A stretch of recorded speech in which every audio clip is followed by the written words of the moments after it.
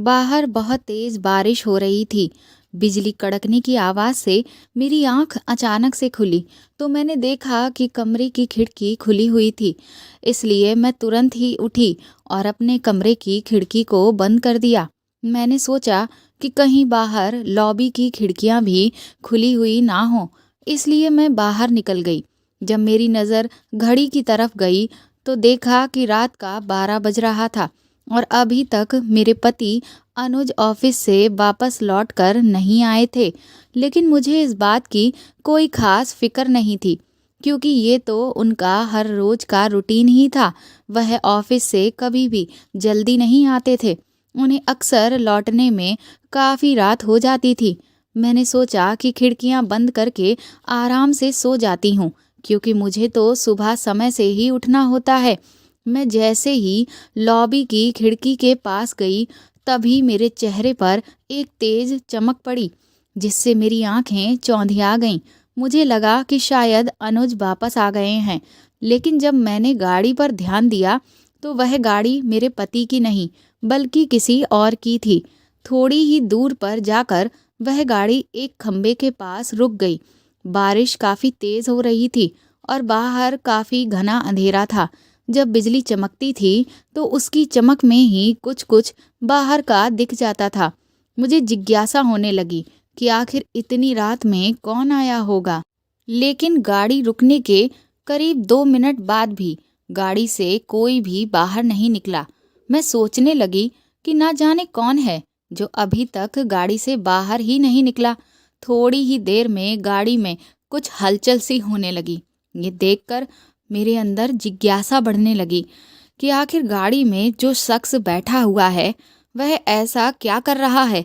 जैसे जैसे समय बीत रहा था, गाड़ी काफ़ी तेज तेज हिलने लगी। ये देखकर तो मैं बड़ी ही हैरान रह गई कि आखिर ये गाड़ी इतनी तेज तेज हिल क्यों रही है। और तभी अचानक से बिजली कड़की, जिसकी चमक में मैंने उस गाड़ी में जो देखा उससे मेरे रोंगटे खड़े हो गए। मैं बुरी तरह से घबरा गई, क्योंकि मैंने उस वक्त गाड़ी में जो भी होते हुए देखा था, ऐसा तो मैं सपने में भी नहीं सोच सकती थी। तभी एक बार फिर से बिजली जोर से कड़की और मेरे हाथ पैर कांपने लगे। मेरा दिमाग पूरी तरह से सुन्न हो चुका था और तभी दरवाज़ा खुलता है और मेरी सेक्रेटरी मुझे आकर कहती है, मैडम, मीटिंग 5 मिनट में स्टार्ट होने वाली है। और इतना कहकर वह चली जाती है। तब मैं अपने ख्यालों से बाहर आती हूँ और देखती हूँ कि मैं तो अपने ऑफिस में बैठी हुई हूँ। उस रात को आज न जाने कितने साल बीत चुके हैं, लेकिन उस रात मैंने जो भी देखा था वह मैं इतने सालों बाद भी भूल नहीं पाई हूँ। ऐसा लगता है जैसे कल ही की तो बात है। शायद ही है जो इतने सालों में एक भी दिन ऐसा हुआ हो जो उस रात को मैंने जो नज़ारा देखा था वह मेरी आंखों के सामने ना तैरता हो। मेरा नाम स्नेहा है। मैं एक सक्सेसफुल इंडस्ट्रियलिस्ट हूँ और एसके कंपनी की सीईओ और मालकिन हूँ। मेरे 2 बच्चे हैं। मेरी बेटी का नाम संजना और बेटे का नाम आदित्य है। दोनों ही लंदन में रहकर पढ़ाई कर रहे हैं, लेकिन बस अब उनकी पढ़ाई कंप्लीट हो चुकी है, इसलिए कुछ ही दिनों में वह वापस आने वाले हैं। इतने समय से मैं अपनी कंपनी को और इस पूरे कारोबार को अकेले ही संभाल रही हूँ, लेकिन जब मेरे बच्चे आ जाएंगे तो मैं उन्हें अपनी कुछ जिम्मेदारियां सौंप कर उन्हें भी इस काबिल बनाऊंगी ताकि वह इस कारोबार को और भी नई ऊंचाइयों तक लेकर जा सकें। मेरे पति का देहांत आज से कई साल पहले हो चुका है। उस वक्त मेरे दोनों बच्चे काफ़ी छोटे थे। इतने सालों में मैंने अकेले अपने दम पर इस कंपनी को इस मुकाम पर पहुंचाया है। कुछ ही दिनों बाद मेरे दोनों बच्चे लंदन से वापस आ गए और मेरे साथ ही उन्होंने कंपनी को ज्वाइन कर लिया और सारी चीज़ों को बखूबी समझकर वह बहुत ही मेहनत और लगन से अपने अपने कामों को करने लगे। मैंने हमेशा यही कोशिश की कि मेरे बच्चों को हमारे पैसे और रुतबे का कभी भी खुमार ना चढ़े, क्योंकि कई बार मैंने देखा है कि जिन बच्चों को बहुत ज़्यादा ऐशो आराम और रुपया पैसा मिलता है वह अक्सर गलत संगतों में पड़ जाते हैं और अपने संस्कारों को भूल जाते हैं। लेकिन मैं इस बात से बहुत ज़्यादा खुश थी कि मैं अपने बच्चों को सही संस्कार देने में कामयाब रही और वह आज भी अपनी जड़ों से जुड़े हुए हैं। उनमें कहीं से भी ये नहीं झलकता कि वह इतने अमीर परिवार से ताल्लुक़ रखते हैं और इसीलिए मेरे और मेरे बच्चों के बीच में बहुत प्यार है। सब कुछ बहुत अच्छा चल रहा था। मैं सोच रही थी कि एक बार मेरे बच्चे अच्छी तरह से अपने बिज़नेस को समझ लें और इसकी बागडोर अपने कंधों पर ले लें, तो फिर मैं उनकी अच्छे घरों में शादियां करके अपनी जिम्मेदारी से मुक्त हो जाऊं। लेकिन इसी बीच मैंने कुछ दिनों से ये ध्यान दिया कि मेरी बेटी संजना न जाने क्यों मुझसे कटी कटी सी रहने लगी थी। मैं अगर उससे बात करने की कोशिश करती तो वह मुझे गिने चुने शब्दों में ही जवाब दे रही थी, जिससे मुझे ये तो समझ में आ रहा था कि वह मुझसे किसी बात को लेकर नाराज है। लेकिन आखिर वह बात कौन सी है, ये मुझे बिल्कुल भी समझ नहीं आ रहा था। मैंने कई बार उससे बात करने की भी कोशिश की, लेकिन वह मेरे किसी भी सवाल का जवाब नहीं दे रही थी। उसके दिल में आखिर क्या चल रहा था, ये मैं समझ नहीं पा रही थी, जिसने मुझे हद से ज़्यादा बेचैन कर दिया था। जब मैं अपनी बेटी की नाराज़गी की वजह खुद से पता नहीं कर पाई, तो मुझे ना चाहते हुए भी वह रास्ता अपनाना पड़ा जिसके लिए मैं दिल से तैयार नहीं थी। लेकिन आखिर मैं करती भी क्या? मेरी भी मजबूरी थी, क्योंकि मेरी बेटी मुझे कुछ भी बताने को तैयार ही नहीं थी। इसलिए मैंने एक डिटेक्टिव को हायर किया और उनसे कहा कि वह मेरी बेटी पर नज़र रखें और मुझे पता करके बताएं कि आखिर वह अपनी निजी ज़िंदगी में कहाँ जाती है, क्या करती है, किससे मिलती है। क्योंकि मुझे लगा कि शायद हो सकता है इन्हीं सब चीज़ों में इस बात का राज छुपा हो कि मेरी बेटी मुझसे इतनी खफा खफा सी क्यों रहने लगी है। करीब एक हफ्ते के बाद ही वो डिटेक्टिव मेरी बेटी के पूरे दिन के रूटीन की सारी डिटेल्स लेकर मेरे पास आ गया कि वह कहाँ जाती है और किससे मिलती है।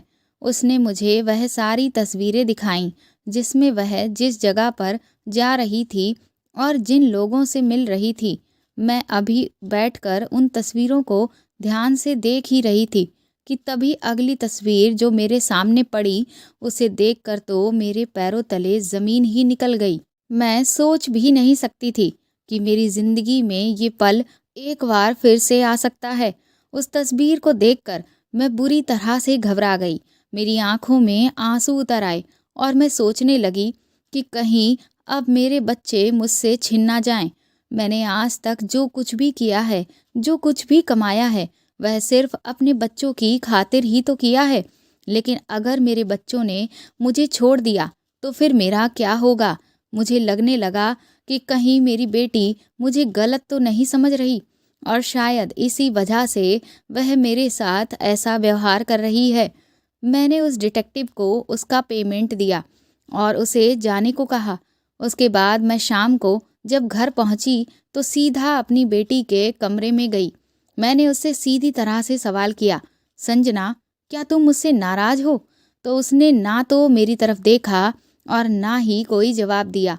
मैंने एक बार उससे फिर से पूछा कि संजना, तुम्हारे मन में अगर कोई भी बात है तो तुम मुझे साफ साफ क्यों नहीं बताती? आखिर कब तक तुम मुझसे इस तरह का व्यवहार करती रहोगी? मेरी ये बात सुनकर मेरी बेटी मुझ पर बुरी तरह से चिल्लाने लगी कि मुझे आपसे कोई बात नहीं करनी और ना ही अब मुझे आपसे कोई मतलब रखना है। जिंदगी में पहली बार ऐसा हुआ था कि मेरे बच्चे ने मेरे साथ इस तरह से बात की थी। अपनी बेटी का ऐसा व्यवहार देखकर तो मेरी आंखों में आंसू आ गए। मैंने उससे कहा कि तुम जो समझ रही हो वैसा कुछ भी नहीं है। क्या तुम्हें लगता है कि तुम्हारी माँ कुछ गलत कर सकती है?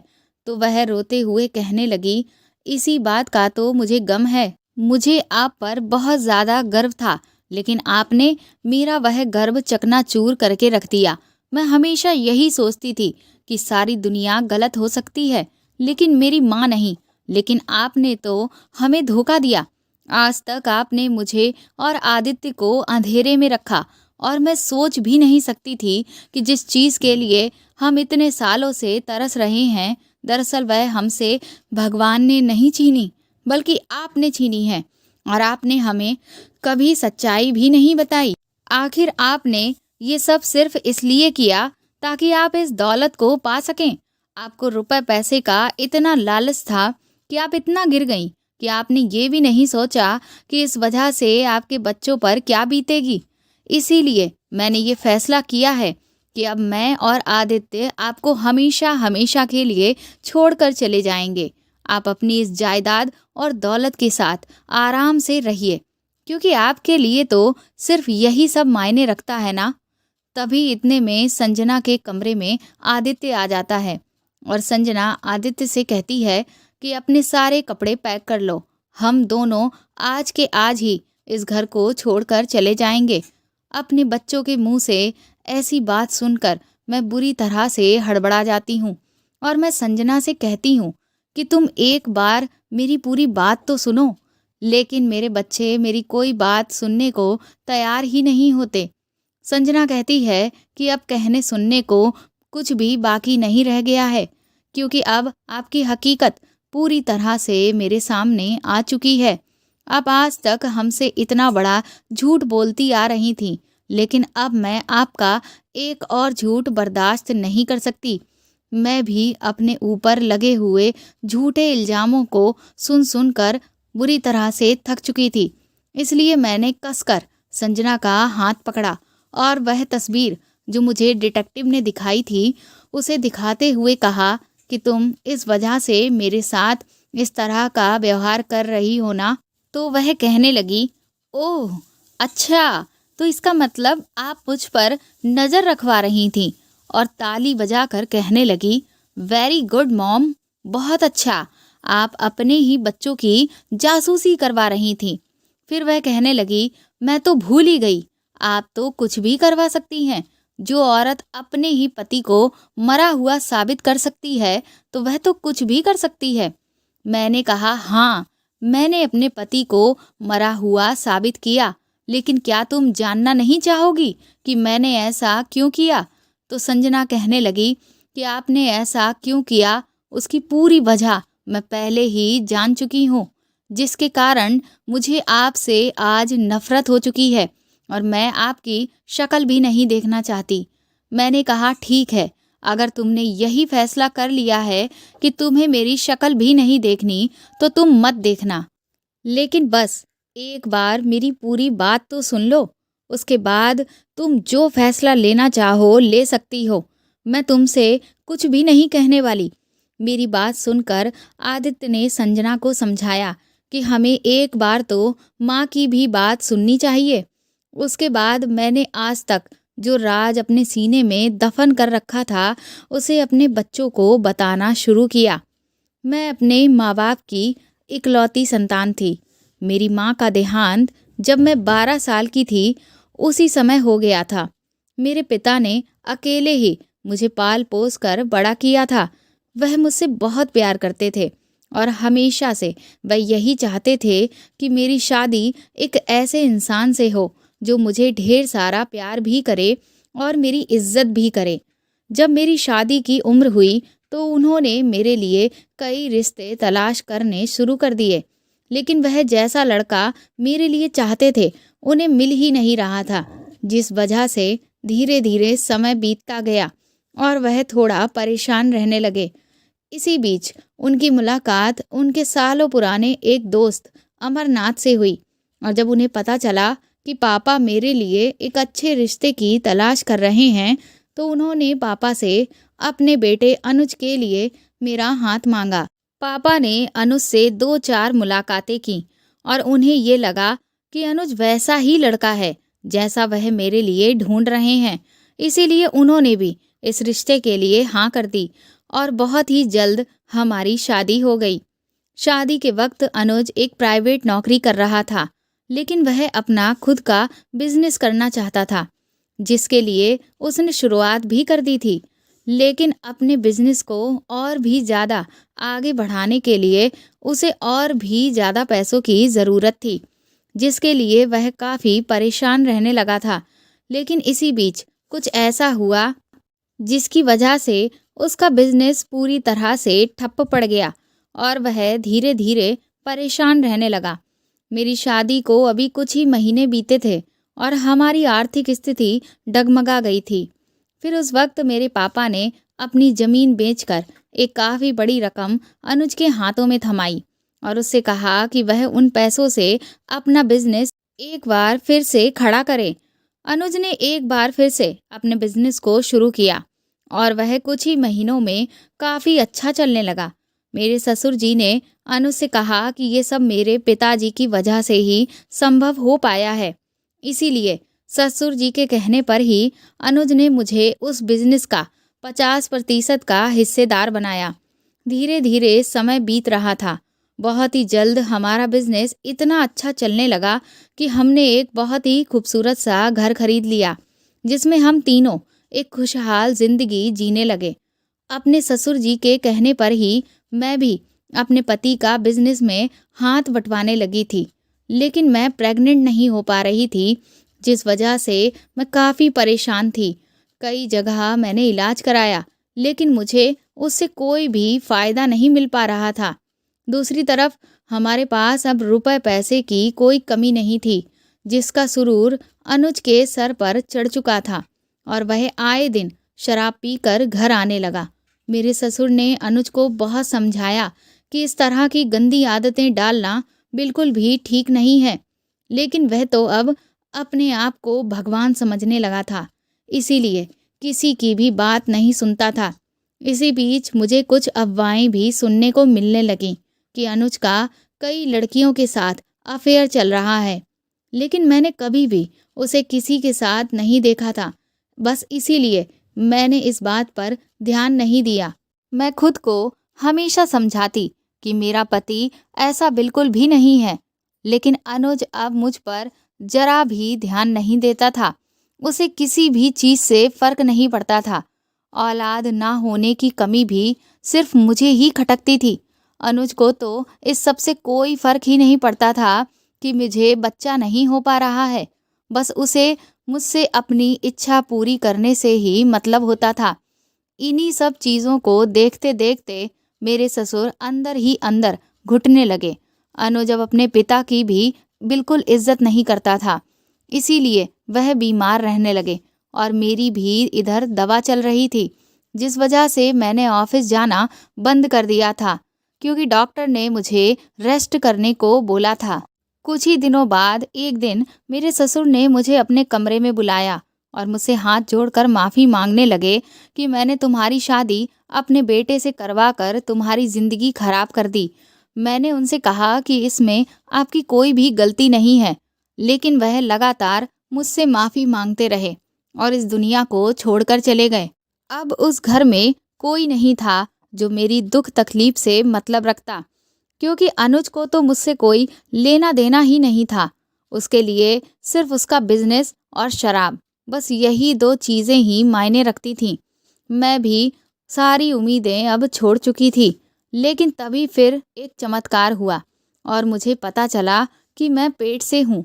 ये सुनकर अनुज काफ़ी खुश हुआ और एक बार फिर से उसने मुझ पर ध्यान देना शुरू कर दिया। मैं भी खुश थी कि अब मेरी ज़िंदगी दोबारा से बेहतर हो जाएगी। अनुज ने मेरा इलाज एक नए डॉक्टर से करवाना शुरू करवा दिया, लेकिन प्रेगनेंसी के दौरान मुझे बहुत ज़्यादा कमज़ोरी महसूस होती थी, जिस वजह से डॉक्टर ने मुझे काफ़ी सारी दवाइयाँ लिख कर दी थीं, क्योंकि उन्होंने कहा था कि मुझे अपना इस वक्त बहुत ध्यान रखना है, वरना मेरी प्रेगनेंसी में काफ़ी सारे कॉम्प्लिकेशंस आ सकते हैं। मैं अपना पूरा ख्याल रख रही थी, क्योंकि अपने बच्चों के साथ मैं ज़रा भी रिस्क नहीं ले सकती थी, लेकिन फिर भी न जाने क्यों मुझे अपने शरीर में कुछ न कुछ अजीब सी कमी महसूस ही होती रहती थी। और इधर अनुज का रवैया धीरे धीरे फिर से पहले जैसा ही रहने लगा। मैंने उसे कई बार समझाया कि ये सारी बुरी आदतें छोड़ दे, क्योंकि कल को जब बच्चे हो जाएंगे तो उन पर इन सब चीज़ों का बुरा असर पड़ेगा, लेकिन उसे तो जैसे कोई फ़र्क ही नहीं पड़ता था। मैं अपने मायके भी नहीं जा सकती थी, क्योंकि मेरे पिता का भी देहांत हो चुका था। तो अब उस घर में रहने के अलावा मेरे पास और कोई दूसरा ऑप्शन भी नहीं था। एक दिन बहुत ज़ोरदार बारिश हो रही थी और बिजली के कड़कने की वजह से उसकी आवाज़ से उठकर मैं घर की खिड़कियां बंद करने के लिए गई। तभी बाहर एक गाड़ी आकर रुकी। पहले मुझे लगा कि शायद अनुज ऑफिस से वापस लौट आए हैं, लेकिन जब मैंने ध्यान दिया तो देखा कि वह गाड़ी तो किसी और की थी। मुझे जिज्ञासा होने लगी कि आखिर इतनी रात में कौन आया होगा, लेकिन काफ़ी देर तक उस गाड़ी से कोई भी बाहर नहीं आया। मैं सोचने लगी कि आखिर ऐसा कौन आया है जो गाड़ी से बाहर ही नहीं निकल रहा। तभी गाड़ी जोर जोर से हिलने लगी। ये देखकर मुझे बड़ा ही अजीब सा लगा कि आखिर ये सब हो क्या रहा है। और फिर एक बार फिर से बिजली जोर से चमकी और मुझे जो गाड़ी के अंदर दिखाई दिया उससे मेरे हाथ पैर फूल गए। गाड़ी में मैंने अनुज को देखा जो किसी लड़की के साथ वह सब कर रहा था। मैं उस लड़की का चेहरा नहीं देख पाई और इससे आगे कुछ देखने की मुझ में हिम्मत भी नहीं थी। अब तक मैंने अनुज को लेकर जो भी अफवाहें सुनी थी उसका सबूत आज मैं खुद अपनी आंखों से देख रही थी। मैं चुपचाप अपने कमरे में वापस लौट आई और उस पूरी रात मैं फूट फूट कर खूब रोई। मुझे अब समझ ही नहीं आ रहा था कि मैं क्या करूं। अब तक मेरे पति के बारे में जो अफवाहें उड़ रही थीं वो तो सच में सच निकली, जिसका सबूत मैंने खुद देखा और अभी मैं अपनी आंखों से देख कर आ रही थी। लेकिन मुझे अब ये पता करना था कि आखिर वह लड़की कौन थी। पर ऐसी हालत में मैं किस से क्या पता करवाती। जब मैंने अनुज से इस बारे में बात करने की कोशिश की तो वह तो बड़े ही रौबीले अंदाज में मुझ पर हुक्म चलाते हुए कहने लगा कि तुम्हें इस सब से कोई मतलब नहीं है, चुपचाप बच्चा पैदा करो और घर में रहो, क्योंकि ये घर और पैसा सब कुछ उसका कमाया हुआ है। तो अगर उसके घर में रहना है तो उसके ही हिसाब से रहना होगा। एक दिन मैं डॉक्टर के यहाँ से चेकअप कराकर लौट रही थी तो मैंने रास्ते में अनुज को एक घर के अंदर जाते हुए देखा। उस वक्त मुझसे रहा ना गया, इसलिए मैं भी पीछे पीछे उस घर की तरफ चली गई और फिर वहां पहुंचकर खिड़की से मैंने जो कुछ देखा उससे तो मुझे सदमा ही लग गया, क्योंकि अनुज जिस लड़की के साथ उस घर में रह रहा था वह लड़की और कोई नहीं बल्कि मेरे चाचा की बेटी थी। मेरी ही सगी बहन ने मेरी पीठ पर छुरा भोंका था। मैंने तुरंत ही बेल बजाई और जैसे ही दरवाज़ा खुला तो उन दोनों के मुझे देखकर होश उड़ गए। वो बुरी तरह से चौंक गए।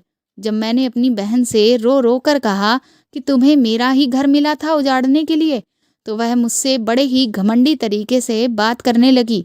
मेरे पति ने तो मुझे साफ कह दिया कि वह मेरी चचेरी बहन नम्रता से प्यार करता है और अगर मैंने उससे कुछ भी कहा तो वह मुझे घर से निकाल देगा। मैंने अनुज को बहुत समझाने की कोशिश की, लेकिन वह तो कुछ भी समझने को तैयार ही नहीं था। वो नम्रता के प्यार में पूरी तरह से पागल हो चुका था। मैं निराश होकर चुपचाप वहां से लौट कर जाने लगी। अनुज को तो इस बात से भी फर्क नहीं पड़ रहा था कि मैं उसके बच्चों की माँ बनने वाली हूँ और इस सब से इन बच्चों के ऊपर क्या असर होगा। इस वक्त उसे सिवाय नम्रता के कोई भी दिखाई नहीं दे रहा था। डॉक्टर ने मुझे ऐसी हालत में अपना ज़्यादा से ज़्यादा ख्याल रखने को कहा था और उल्टा हो ये रहा था कि मेरा स्ट्रेस बढ़ता ही जा रहा था, जिस वजह से जब मैं रोड क्रॉस करके जा रही थी तो ना जाने कब मुझे चक्कर आ गया और मैं गिर गई।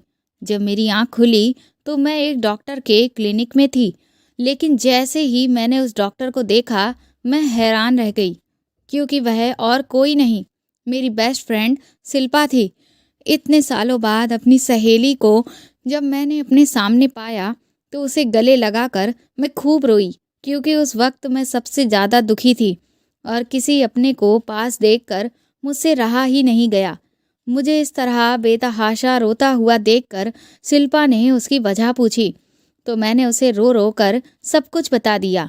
शिल्पा ने कहा कि मैं बिल्कुल भी परेशान ना हूँ, बल्कि मैं आराम से बैठकर अपने पति से बात करूं और उसे समझाऊं। उसने मेरे कुछ चेकअप किए और मुझे कुछ दवाइयाँ लिख कर दी ताकि मुझे आराम मिल सके। इधर सब कुछ वैसा ही चल रहा था जैसा पहले से चला आ रहा था। मैंने भी अपने हालातों को वक्त पर छोड़ दिया था। फिर एक दिन मेरे पास शिल्पा का फ़ोन आया और उसने मुझे तुरंत ही अपने क्लिनिक में बुलाया। जब मैं वहाँ पहुँची तो उसने मुझे जो कुछ बताया उससे मेरे तो होश ही उड़ गए। शिल्पा ने मुझसे कहा कि मुझे हर वक्त कमजोरी सी इसीलिए लगती रहती है क्योंकि मुझे बहुत ही हल्की मात्रा में धीमा जहर दिया जा रहा है और वह जहर उन दवाइयों के रूप में दिया जा रहा है जिन्हें मैं अनुज के बताए हुए डॉक्टर से लेकर खाती हूँ। इसका सीधा मतलब साफ यही था कि वह जहर मुझे अनुज ही दिलवा रहा था। ये सुनकर तो मुझे जितना दुख हो रहा था उससे ज़्यादा गुस्सा आ रहा था। मैं सोचने लगी कि अनुज इतना गिर गया कि उसे मेरी जिंदगी की तो छोड़ो, अपने बच्चों की भी नहीं पड़ी है। रुपए पैसे की सनक उसके सर पर इस कदर सवार थी कि वह यह भूल गया कि अपनों का साथ इस दुनिया में सबसे ज़रूरी होता है। और फिर कोई इंसान ऐसा कैसे हो सकता है कि वह अपने ही बच्चों को मारना चाहे। मुझे अब उस आदमी से नफरत होने लगी थी।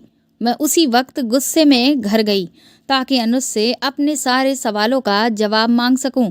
लेकिन मुझे क्या पता था कि जब मैं घर पहुंचूंगी तो वहां मेरे लिए एक सबसे बड़ी मुसीबत इंतजार कर रही थी। जैसे ही मैं घर गई, सामने देखा तो अनुज नम्रता के साथ शादी करके बरमाला डाले हुए खड़ा था। नम्रता ने मेरे वहां पहुंचते ही मेरे मुंह पर तलाक के कागज मार दिए और फिर मुझे धक्के देकर घर से बाहर निकालने लगी।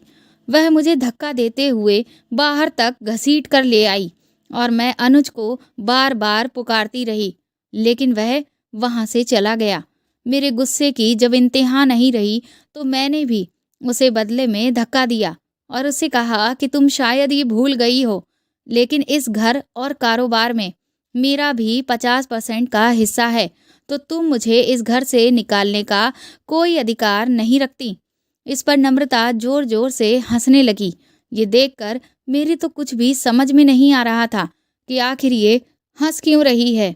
वह कहने लगी कि तुमने मुझे क्या कच्ची खिलाड़ी समझ रखा है। मेरा और अनुज का रिश्ता काफ़ी समय से है और मुझे जब ये बात पता चली कि तुम भी इस सब की बराबर की मालकिन हो तो मैंने एक प्लान बनाया और मैंने अनुज से कहा कि तुम कुछ दिनों तक स्नेहा से अच्छे से पेश आओ और ऑफिस के कुछ ज़रूरी कागजात पर साइन करवाने के बहाने उस पर प्रॉपर्टी के पेपर्स पर साइन करवा लो और ये सब कुछ अपने नाम पर ट्रांसफ़र करवा लो। और तुम इतनी बेवकूफ़ निकली कि तुमने बिना पेपर्स को चेक किए ही उन पर आराम से साइन कर दिए और हमारा काम आसान कर दिया।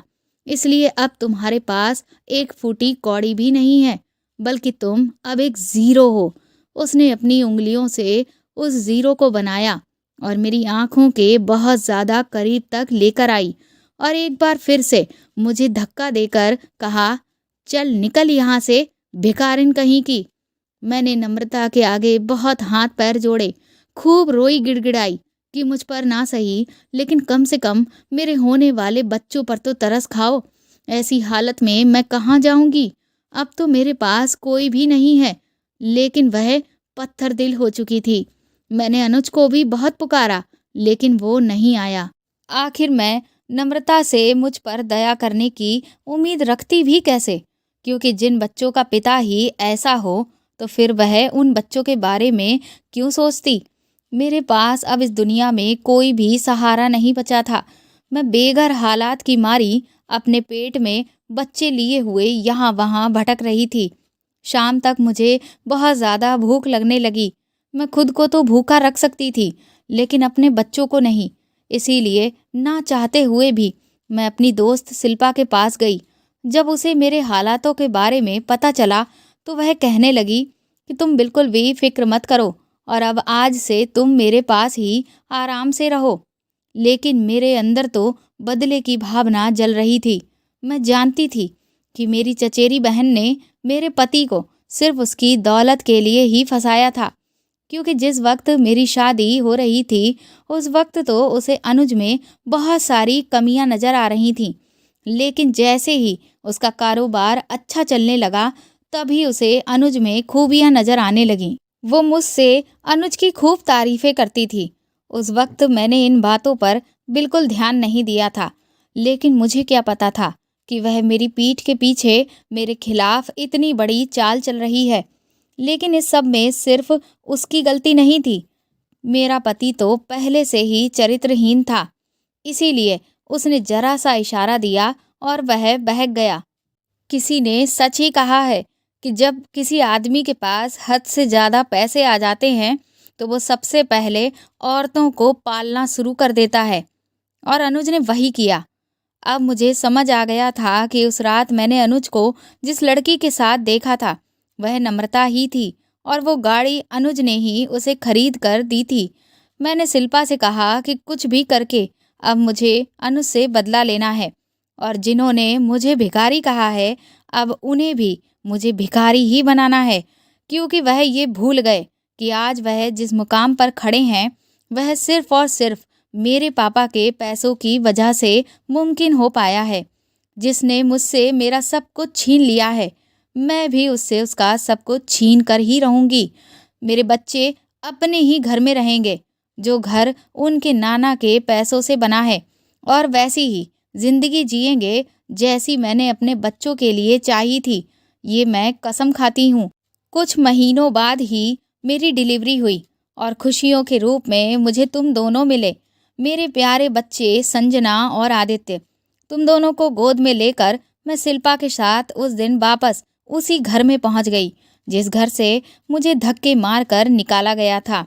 जब मैं वहां पहुंची तो अनुज और नम्रता मुझे देखकर हैरान रह गए। मैंने अनुज से कहा कि क्या अपने बच्चों का चेहरा एक बार भी नहीं देखोगे? अनुज जैसे ही तुम दोनों की तरफ आगे बढ़ा, नम्रता ने उसका हाथ पकड़ लिया और अनुज वहीं का वहीं रुक गया। नम्रता ने मेरी तरफ आगे बढ़कर कहा कि तुझे कोई बात एक बार में समझ में नहीं आती?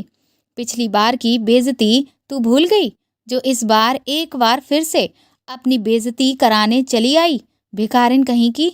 मैंने कहा, भिखारी कौन है ये तो अभी पता चल जाएगा। उसके बाद मैंने सिक्योरिटी को बुलाया और कहा कि इन दोनों को अभी के अभी इस घर से बाहर निकालो, वो भी धक्के देकर। ये सुनकर वह दोनों हैरान रह गए। जिस तरह से नम्रता ने मेरे मुंह पर तलाक के कागज मारे थे, उसी तरह से मैंने प्रॉपर्टी के कागज नम्रता के मुंह पर मारते हुए कहा कि अब ये पूरी प्रॉपर्टी और कारोबार मेरे नाम पर है, और इस वक्त जीरो मैं नहीं, जीरो तुम लोग हो। उन्हें मेरी बात पर यकीन नहीं हो रहा था, इसीलिए मैंने एक लड़की को वहां बुलाया, जिसे देखकर अनुज के पैरों तले जमीन निकल गई। नम्रता को तो कुछ भी समझ नहीं आ रहा था कि आखिर ये सब हो क्या रहा है। तो मैंने उससे कहा कि परेशान मत हो, ये जो कुछ भी हुआ है और जैसे हुआ है वह सब कुछ मैं तुम्हें बताती हूँ।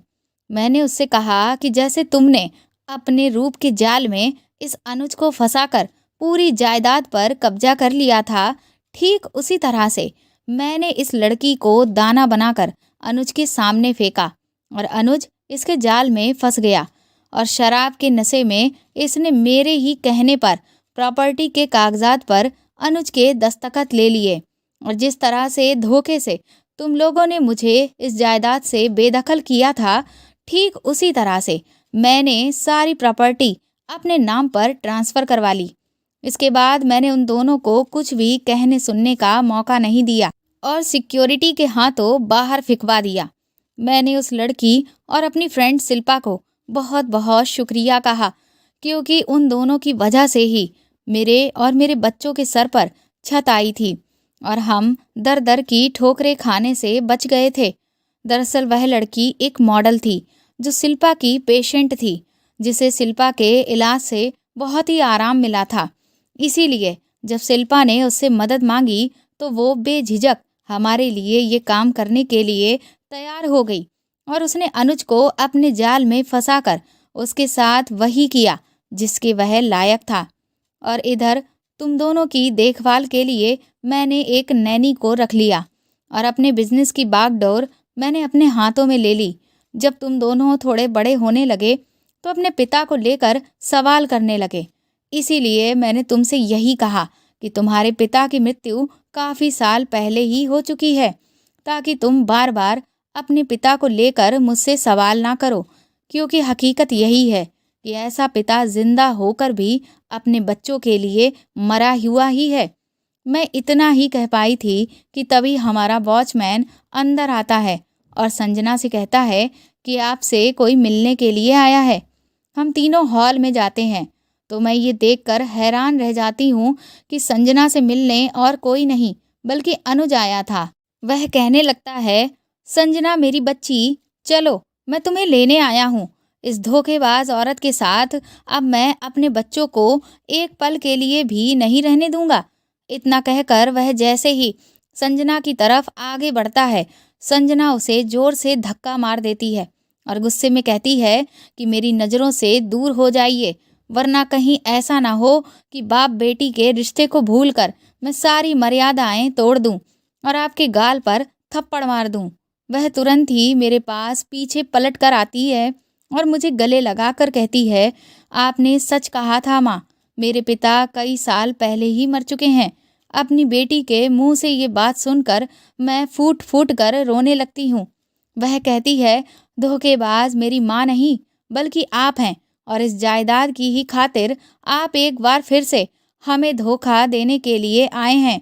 लेकिन अब मैं सब कुछ जान चुकी हूँ और आपके किसी भी धोखे में नहीं आने वाली। तभी अनुज कहता है कि तुम लोगों को तो मैं छोड़ूंगा नहीं। संजना सिक्योरिटी से कहकर अनुज को धक्के देकर घर से बाहर निकलवा देती है। संजना और आदित्य मुझसे माफ़ी मांगते हैं। मैं भी अपने बच्चों को माफ़ कर देती हूँ, क्योंकि वह जो कुछ भी कर रहे थे अपने पिता के बहकावे में आकर कर रहे थे। इतने सालों का बोझ जो मेरे दिल पर था वह भी उतर चुका था और अपने अंदर दबे हुए सारे दर्द को मैं आंसुओं में बहा देती हूँ।